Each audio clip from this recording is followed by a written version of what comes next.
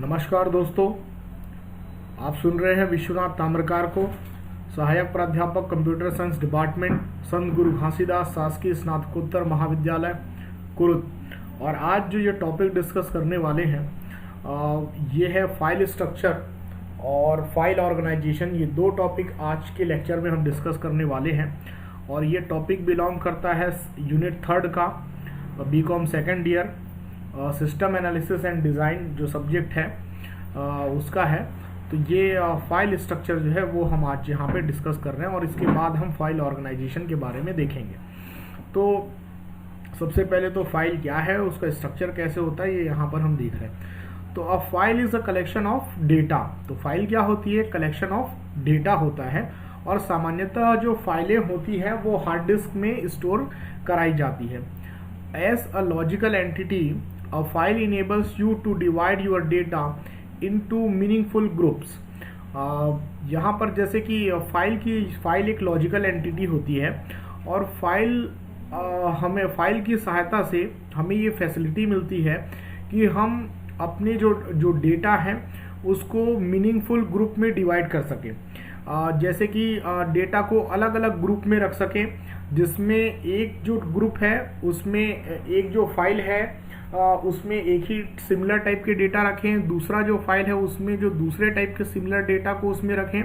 तो इस तरह से हम उसमें डिवाइड कर पाते हैं। तो उदाहरण के लिए देखते हैं, you can use one file to hold all of companies product information. तो एक फाइल में आप कंपनी के प्रोडक्ट का इंफॉर्मेशन हम रख सकते हैं।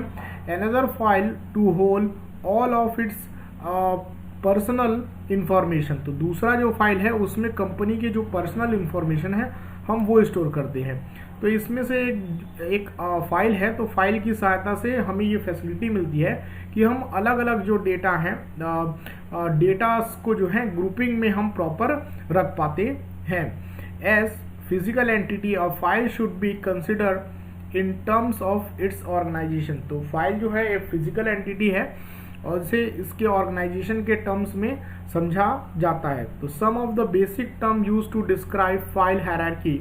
तो फाइल कैसे होता है, एक फाइल में क्या क्या होता है, ये हम यहाँ पर देख रहे हैं। तो क्या क्या टर्म जो है बेसिक यूज होते हैं फाइल की हायरार्की को एक्सप्लेन करने के लिए।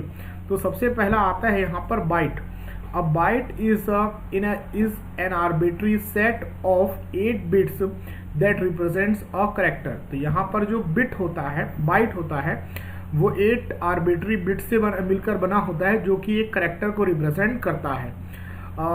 It is the smallest addressable unit in today's computer. तो जो बाइट होता है स्मॉलेस्ट एड्रेसेबल यूनिट होता है कंप्यूटर, आज के कंप्यूटर की दुनिया में। नेक्स्ट देखते हैं डेटा आइटम्स। तो डेटा आइटम को एलिमेंट भी कहा जाता है।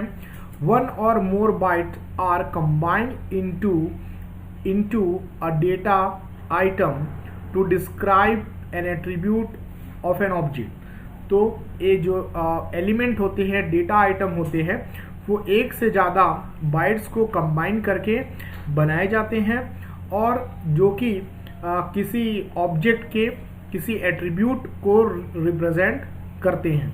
फिर जो नेक्स्ट आता है वो है रिकॉर्ड। तो रिकॉर्ड क्या होता है? The data items related to an object are combined into a record.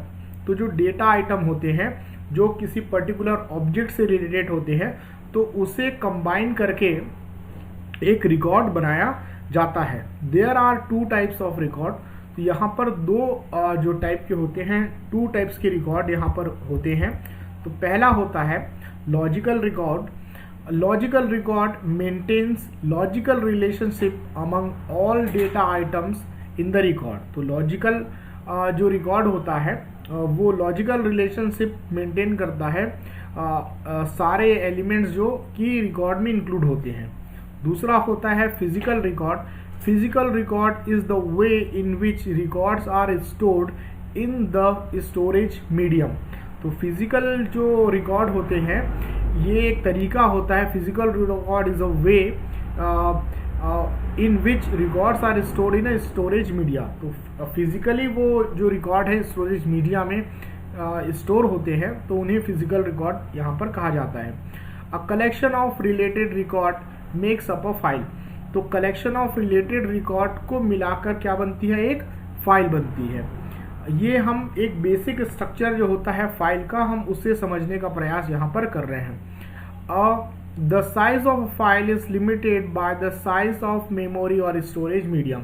तो जो फाइल की जो साइज होती है वो जो होता है वह मेमोरी के साइज और स्टोरेज मीडियम, उस पर ये जो है वो डिपेंड करता है। तो आगे हम देख रहे हैं file organization.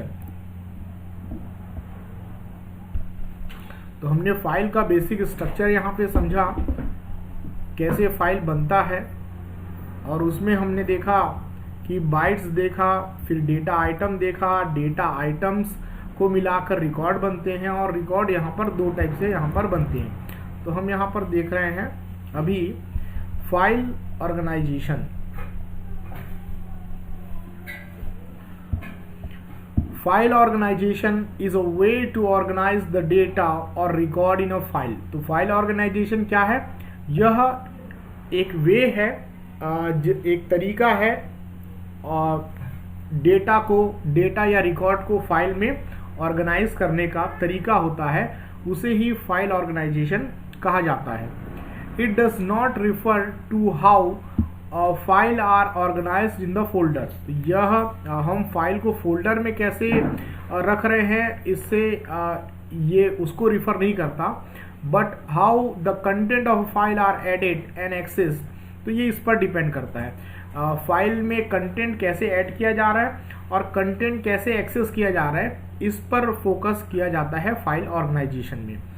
There are several types of file organisation. The most common of them are sequential, relative or index. तो यहाँ पर फाइल को ऑर्गेनाइज करने का बहुत सारा तरीका होता है, लेकिन जो मेजर जो तरीका है वो जो है वो हम यहाँ पर डिस्कस कर रहे हैं। तो पहला है सिक्वेंशियल, दूसरा है रिलेटिव और तीसरा है इंडेक्स्ड। तो चलिए एक एक करके देखते हैं।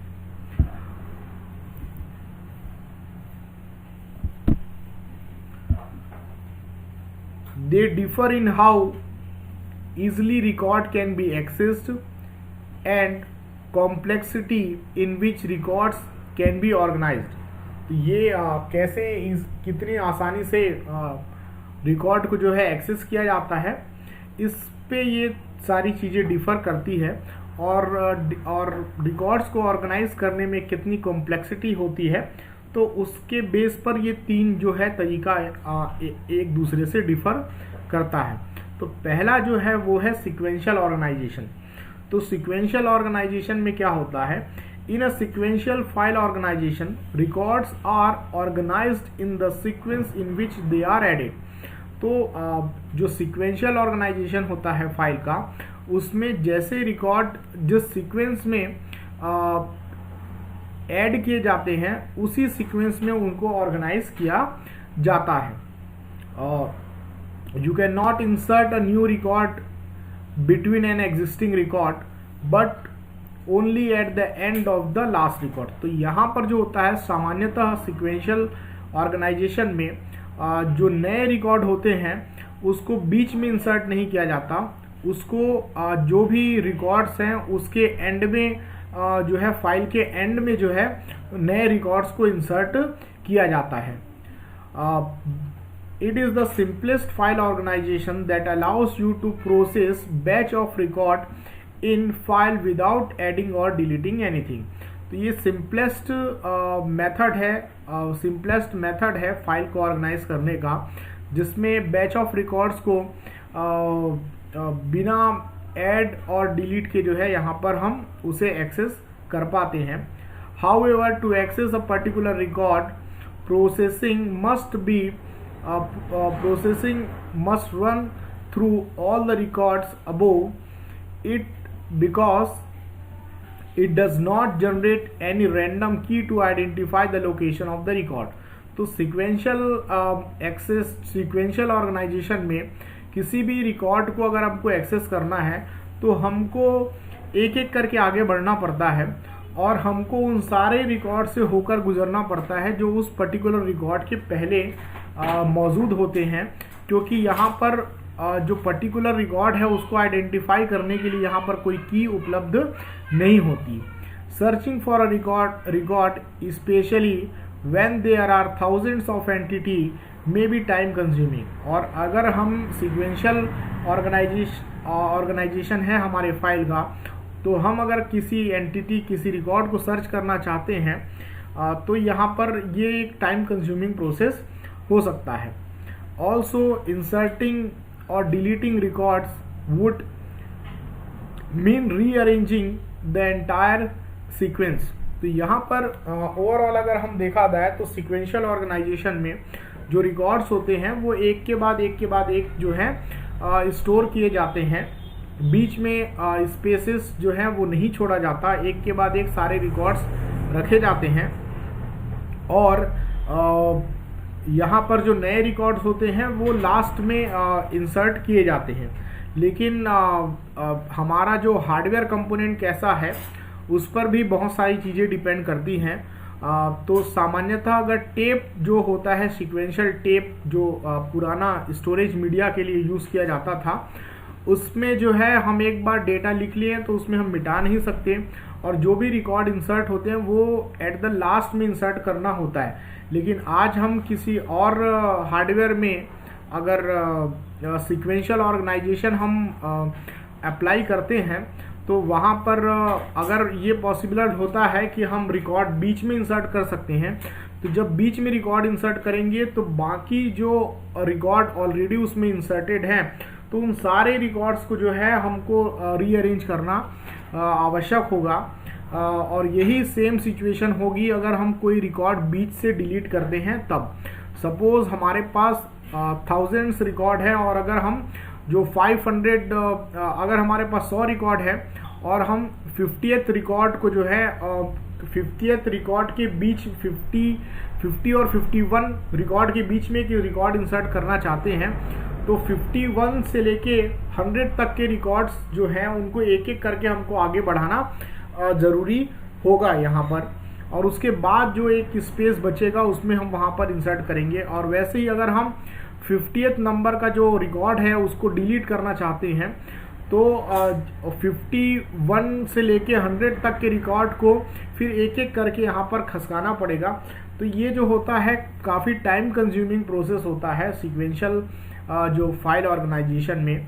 तो इसका जो एग्जाम्पल है सीक्वेंशियल एक्सेस जो है वो टेप ड्राइव जो है वो इसका एक एग्जाम्पल है। नेक्स्ट हम देखते हैं रिलेटिव और डायरेक्ट ऑर्गेनाइजेशन। तो ये रिलेटिव और डायरेक्ट ऑर्गेनाइजेशन में क्या होता है हम यहाँ पर देखते हैं। Another type of organising file would be relative to the location where the file is begin. तो यहाँ पर जो ऑर्गेनाइजेशन है फाइल का वह फाइल के बिगिनिंग से जो है वो रिलेटिव होता है। फाइल कहाँ से स्टार्ट होती है इस पर जो है फाइल का ऑर्गेनाइजेशन जो है वो डिपेंड करता है। A relative key is assign to determine the order of the file. तो यहाँ पर एक रिलेटिव की जो है वो असाइन किया जाता है फाइल के जो रिकॉर्ड्स होते हैं उसके ऑर्डर को डिटरमाइन करने के लिए। The first record would have a relative number of 1। तो जो फर्स्ट रिकॉर्ड होगा उसको रिलेटिव नंबर 1 असाइन कराया जाएगा एज अ की। The second record would have the relative number 2। तो यहाँ पर रिलेटिव नंबर जो है ध्यान देने की ज़रूरत है क्योंकि फाइल कहाँ से शुरू होती है उसके बाद से ये रिलेटिव नंबर जो है ऐड किया जाता है। तो पहले रिकॉर्ड को रिलेटिव नंबर 1 दिया जा रहा है, दूसरे रिकॉर्ड को जो है वो रिलेटिव नंबर 2 दिया जा रहा है, और इसी प्रकार से जो आगे के रिकॉर्ड होते जाएंगे उसको 3, 4, 5, 6 ये जो नंबर है वो दिए जाएंगे। It is also called relative because the size of each record may vary। तो इसे रिलेटिव इसलिए भी कहा जाता है क्योंकि यहाँ पर हर रिकॉर्ड के साइज जो है वो वेरी करता है। Unlike sequential access sequential organisation where the record size must be fix. तो जो सीक्वेंशियल एक्सेस हमने पहले देखा है, सीक्वेंशियल ऑर्गेनाइजेशन देखा है, उसमें जो रिकॉर्ड की साइज होती है वो फिक्स होती है, लेकिन यहाँ पर रिकॉर्ड की साइज जो है वो वेरी करती है, इसीलिए इसे रिलेटिव ऑर्गेनाइजेशन कहा जाता है। रिकॉर्ड में भी 128 byte or 256 byte in size and they can be arrange relative to each other. तो ये जो होते हैं एक रिकॉर्ड की साइज जो है 128 बाइट या 256 बाइट होती है, और जो रिकॉर्ड्स होते हैं वो एक दूसरे के रिलेटिवली अरेंज किए जाते हैं with any of the free bytes between them mark as unuse. और अगर कुछ बाइट्स फ्री बचते हैं दो रिकॉर्ड्स के बीच में तो उसे अनयूज्ड मार्क किया जाता है। This makes it possible to insert record in those unused area. तो ये मार्किंग से ये पॉसिबल हो पाता है कि उस जो फ्री स्पेस अवेलेबल है वहाँ पर पॉसिबल नए रिकॉर्ड जो है वो हम इंसर्ट कर सकते हैं। ऑल्सो विद द रिलेटिव की you can randomly access any record without starting from the top record। तो यहाँ पर रिलेटिव की होने से यह पॉसिबल होता है कि रैंडमली हम कोई भी रिकॉर्ड जो है वो एक्सेस कर पाते हैं, और इसमें हमको शुरुआती जो टॉप के रिकॉर्ड्स हैं वहाँ से हमको एक एक रिकॉर्ड एक्सेस करके जाना पड़े, इसकी आवश्यकता यहाँ पर नहीं होती। हम रैंडमली किसी भी रिकॉर्ड को एक्सेस कर पाते हैं रिलेटिव की सहायता से। और एक डिसएडवांटेज होता है, the disadvantage is it's dependency on the relative की। तो यहाँ पर डिसएडवांटेज जो होता है वो रिलेटिव की पे जो डिपेंडेंसी होती है उस पर होता है। If you do not know the relative key of a particular record you won't be able to randomly access the file. तो अगर हमें रिलेटिव की नहीं पता है पर्टिकुलर रिकॉर्ड का तो फिर हम रैंडमली जो है रिकॉर्ड को एक्सेस नहीं कर पाएंगे। तो जो CD storage device on the CD device compact disc can be access either sequentially or randomly. तो जो CD ड्राइव होता है उसमें सिक्वेंशियली और रैंडमली दोनों तरह के एक्सेस फैसिलिटी यहाँ पर हमको प्रोवाइड होता है। तो नेक्स्ट हम यहाँ पर देख रहे हैं इंडेक्स्ड। तो ये इंडेक्स ऑर्गेनाइजेशन क्या होता है? An index file organisation contains reference number. तो यहाँ पर रेफरेंस नंबर होता है इंडेक्स फाइल ऑर्गेनाइजेशन में, like employee number that identify a record in the relation to other record. तो यहाँ पर जैसे कि एम्प्लॉय नंबर होता है और उसकी सहायता से एक पर्टिकुलर एम्प्लॉय के रिकॉर्ड को हम आइडेंटिफाई कर पाते हैं, ठीक उसी प्रकार यहाँ पर रेफरेंस नंबर का इस्तेमाल किया जाता है। This reference are called primary key. और इस रेफरेंस नंबर को जो होता है प्राइमरी की कहा जाता है, that are unique to the particular record. और ये जो प्राइमरी की होते हैं ये हर रिकॉर्ड के लिए यूनिक होते हैं, तो इसको जो है ऐड किया जाता है। Alternate key can also be defined to allow alternate method of accessing the records. तो यहाँ पर अल्टरनेट की भी हम यूज कर सकते हैं, जिसकी सहायता से अल्टरनेट मेथड मिल जाएगा फाइल की रिकॉर्ड को एक्सेस करने का। For example, instead of accessing an employee's record using employee number, you can use an alternate key that reference employees by department। तो एक एम्प्लॉय नंबर के अलावा जो है हम एक दूसरा की यूज कर सकते हैं अल्टरनेट की, जो कि एम्प्लॉयज के रिकॉर्ड को एम्प्लॉय के डिपार्टमेंट के अकॉर्डिंग जो है वो एक्सेस करने की फैसिलिटी हमें यहाँ पर प्रोवाइड करता है।